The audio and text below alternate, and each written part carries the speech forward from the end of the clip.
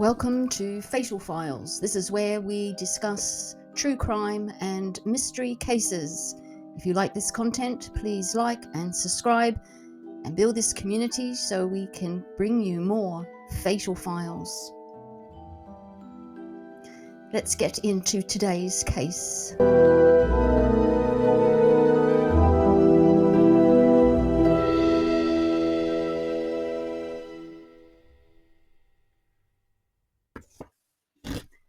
There's a good chance you've seen the hit 1960 American television show The Fugitive at some point in your life, or maybe you caught the 1993 film of the same name that was a remake of the series. If you haven't, both the series and the film are about a doctor named Richard Kimball who was unjustly convicted and sentenced to death for the brutal murder of his wife. The twist was that the real killer was a one-armed man. Yes, a real twist. The series and the film, Kimball escaped from custody on his way to death row and embarked on an odyssey where he helped numerous people in need on his way to finding the real killer. The show was a huge success and had an impact on the baby boomers generation in America, which probably includes our next.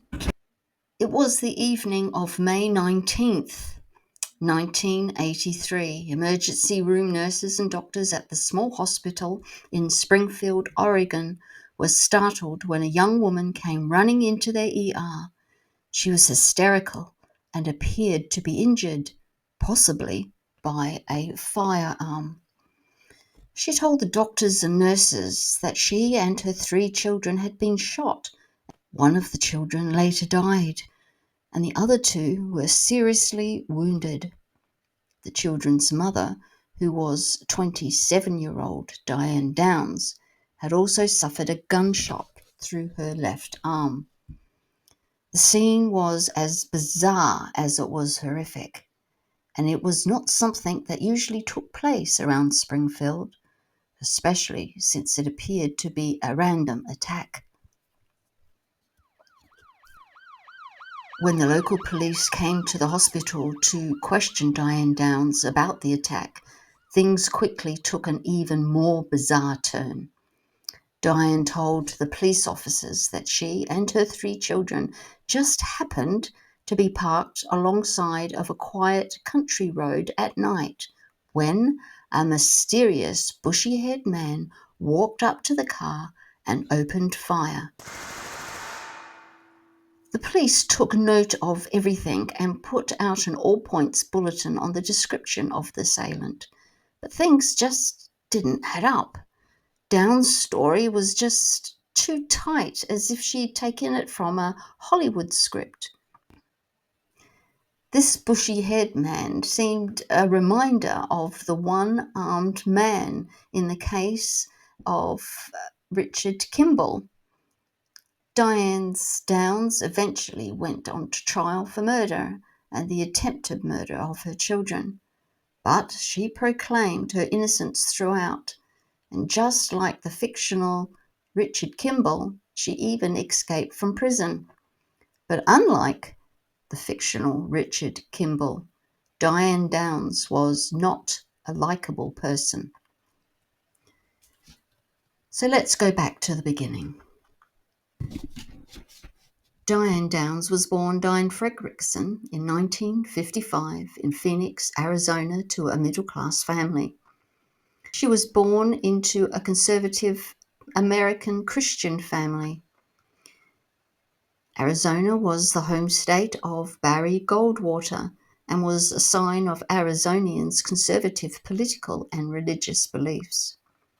And Diane's family fitted right into that mold. Diane's parents were church-going, Bible-toting people who raised their children to be the same.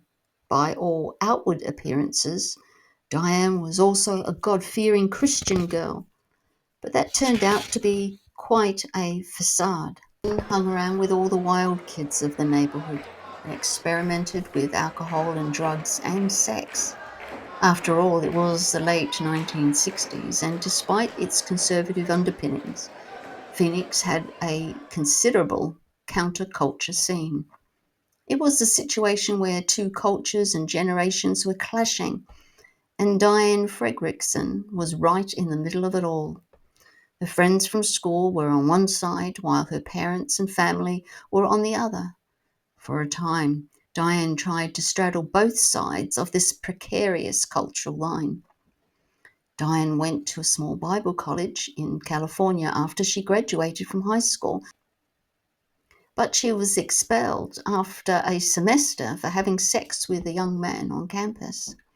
The news was a shock to her family, and it was scandalous amongst her Christian friends. They felt betrayed by Diane, not for just what she had got expelled for, but the fact that she presented herself entirely differently to them. She was a chameleon. She wasn't what they thought she was. Diane was clearly starting to show sociopathic signs. Her expulsion from college created a rift between Diane and her parents, and it was never fixed. So she left home at 17 and drifted for a while before meeting Steve Downs in 1973.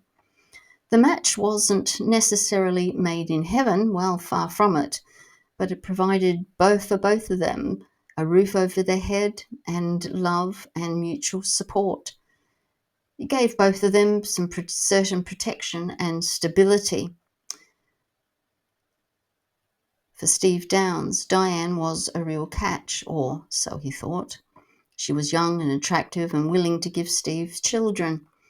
After having a low-key wedding, the couple decided to set up house in the Phoenix area. Diane gave birth to daughter Christy in 1974, Cheryl Lynn in 1976, and son Stephen, nicknamed Danny, in 1979. He was nicknamed Danny because his middle name was Daniel. Stephen got the children he wanted, but he also got much more than he bargained for in the marriage. Steve and Diane constantly fought over what normal couples would fight over: how to raise the children and finances. But the major obstacle in their relationship was infidelity. Diane had never really left her wild ways behind, and although Steve thought that the marriage would tame her, he would find out otherwise. The marriage problems were aggravated when Danny was born, primarily because Steve didn't believe that Danny was his child. And finally, in 1980, after years of conflict, the two decided to divorce. Diane would have primarily custody of the couple's 3 children, and Steve would pay support for them all. Once the divorce was finalized, Steve paid support and visited his children often, but Diane didn't care very much if he was around or not.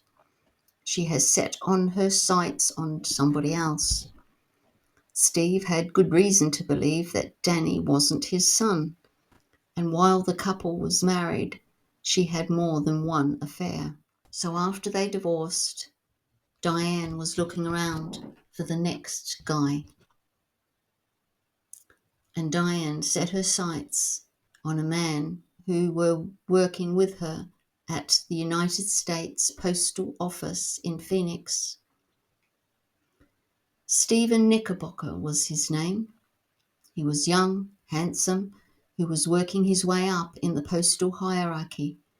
He seemed like the perfect guy for Diane, especially after her divorce was finalized. Knickerbocker certainly liked Downs, at least physically, and even briefly considered a more permanent long-term relationship with her. But there was one problem. Knickerbocker was married. And there was another barrier to their relationship. Knickerbocker didn't want any children. Knickerbocker was thinking twice about getting divorced because divorce proceedings was costly. It would have affected his status in his community. And although he had an exhilarating relationship with Diane, he knew that his wife was more stable, more reliable, and more trustworthy than her. And because he was not a fan of children, him and his wife had no children of their own. And if he were to cohabit with Diane Downs, he would essentially become an instant stepfather. And that's not something that he ever considered or even wanted. So Knickerbocker duly broke things off with Diane Downs and went back to his wife. When Diane pressed him, he told her that he didn't want children, and that's why he's breaking it off. Diane was emotionally devastated, so much so that she moved his family as far away from Phoenix as possible and moved to Oregon. Getting spurned by Knickerbocker proved to be a major turning point in Diane Downs' life and in the lives of her children. So she took a job as a mail carrier in Springfield, Oregon. Springfield is located next to Eugene in the scenic Willamette Valley. The area is an outdoors lover's paradise with plenty of hiking, camping, fishing, and hunting opportunities. But Diane Downs didn't move there to enjoy the beautiful vistas. She moved to escape her past. Diane worked every day, and she was a good worker, so her colleague says. But she never really reconnected with any of them. She always was distant, distracted, and seems like she always had something on her mind. And of course, that something that was on her mind was Stephen Knickerbocker. She just couldn't move past that relationship. She couldn't move on. She couldn't move forward. She wanted Stephen Knickerbocker.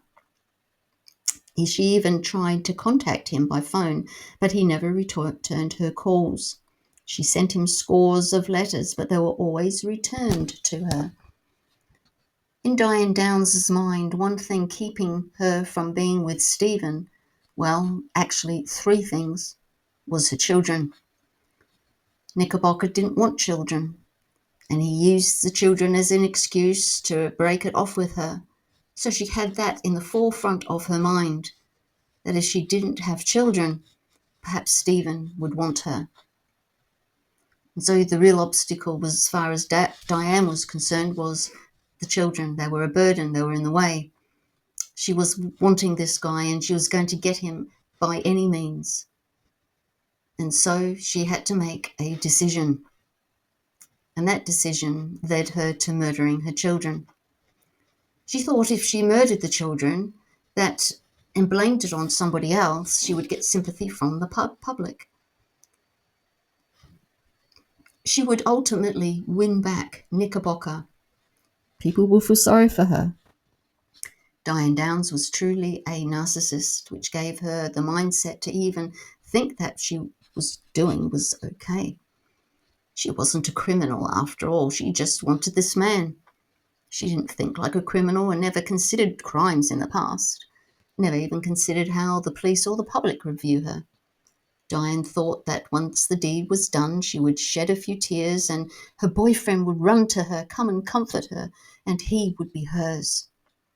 So, on the night of the attack, Diane took her children to a little trip.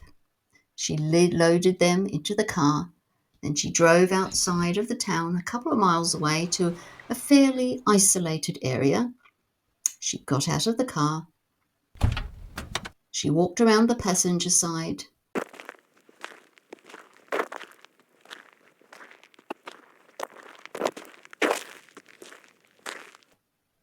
And she pulled out her .22 caliber pistol.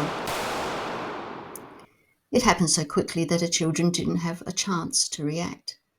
She put several rounds into each child and shot herself to make it look good.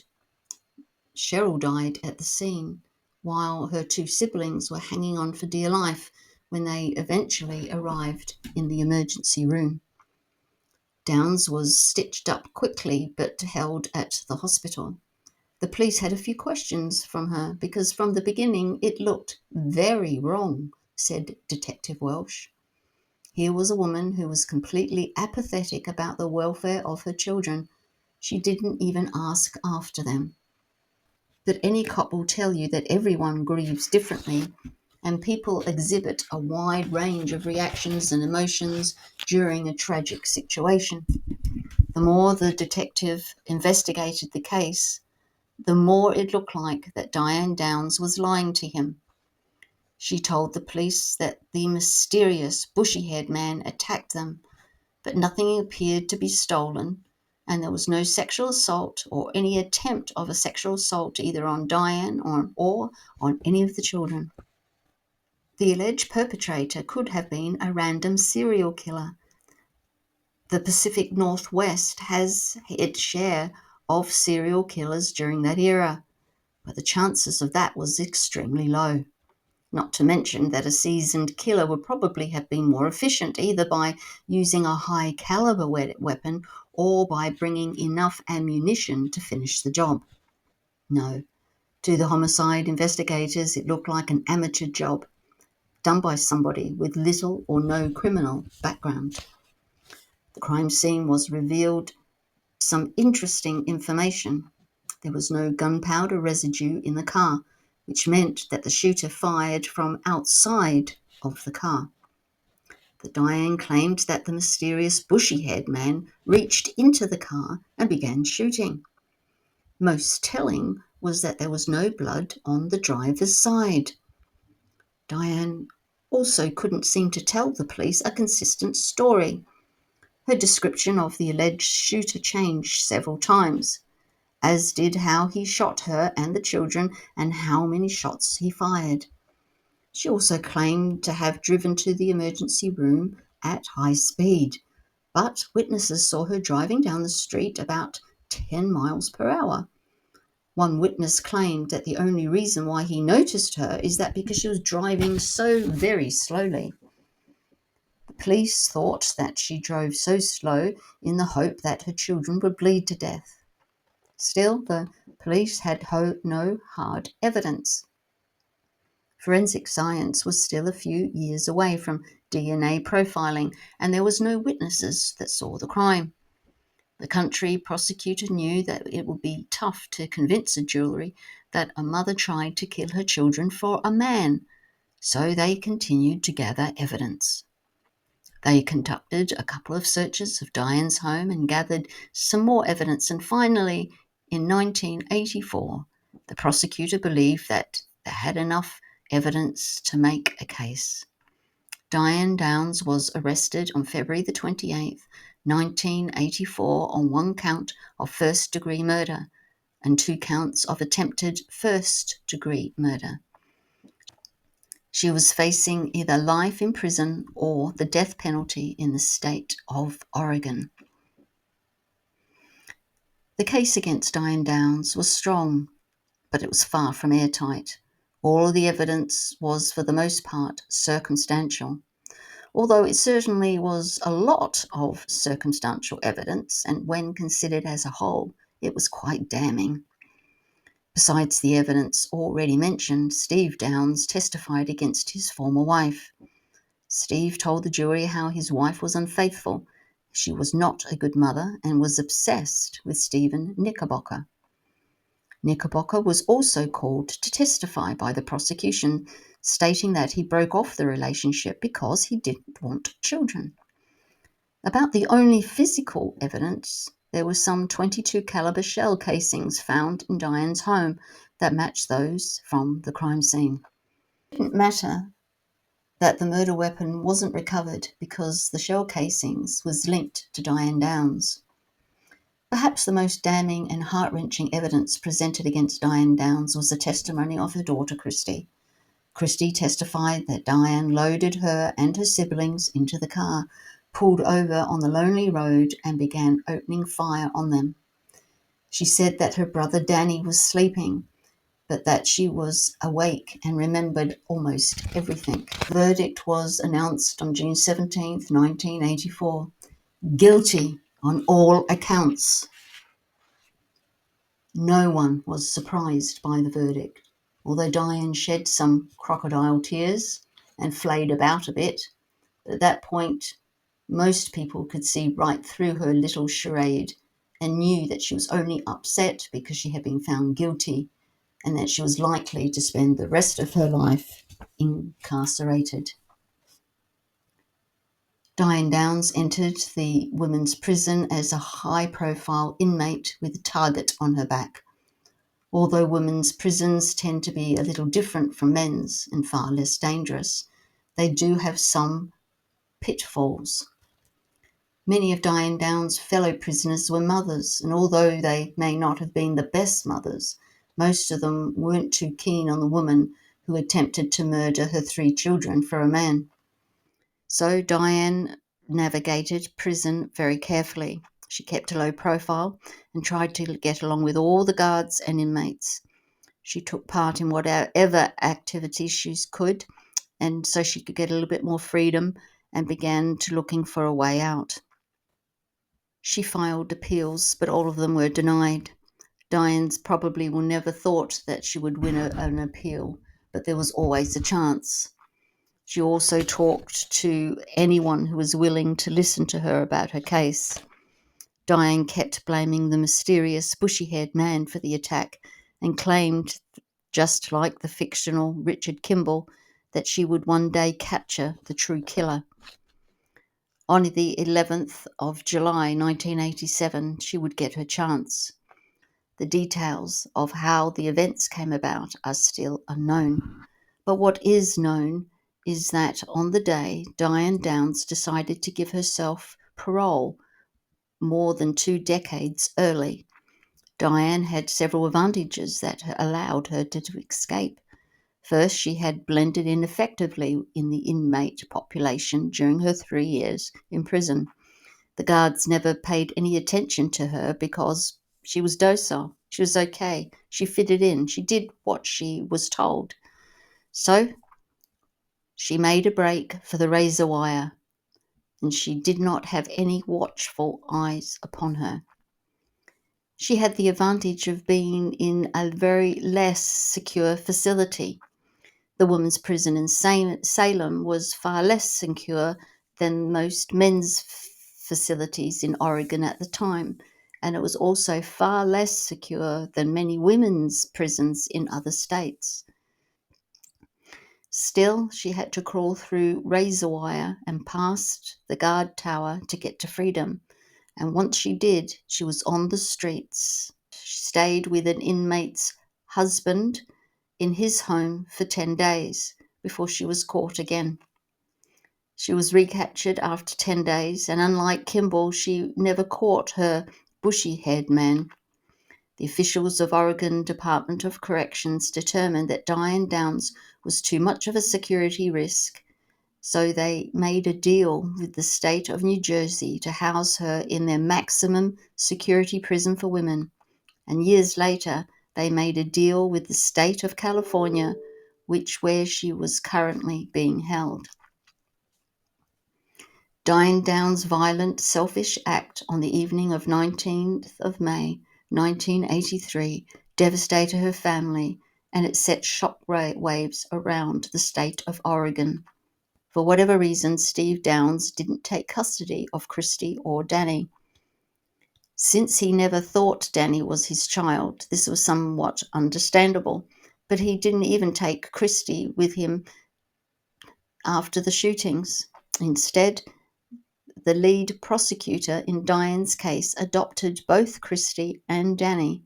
The two changed their names and were raised in anonymity in a loving and stable household. Still, there was another twist to this case. It turns out that Diane Downs has got pregnant before she was arrested. It was not a responsible move on her part, but what could you expect from a woman who tried to murder her 3 children and blamed it on a mysterious, bushy-haired man, right? Downs' 4th child was taken from her when she went to prison. The baby girl was adopted by a family, just like her 2 siblings, and was raised by a loving family in anonymity. When the girl reached adulthood, she appeared on an episode of Oprah to discuss her most unconventional upbringing. And as for Diane Downs, what happened to her? Well, She is still a guest in the California Department of Corrections and will never be eligible for parole. She applied for parole several times, but was denied every time. To this day, Diane Downs continues to deny that she had anything to do with the attack on her children, and she insists that this bushy-haired man was the shooter. Today, Diane Downs is 69 and will probably be incarcerated until the day that she dies. The parole board stated that Diane suffers from narcissistic personality disorder and is a danger to society, so the chances of parole is remote. Thank you for listening to Fatal Files. Today, the killer mum, Diane Downs. Let's pause and give a thought and a prayer for the victims as we think of Cheryl, who was killed, and we think of Danny and Christy, who are now adults. Pray that their hearts will be healed and they'll continue to have a wonderful life. If you appreciated this content, please like and subscribe, and I'll see you in the next episode of Fatal Files, True Crime and Mystery Cases.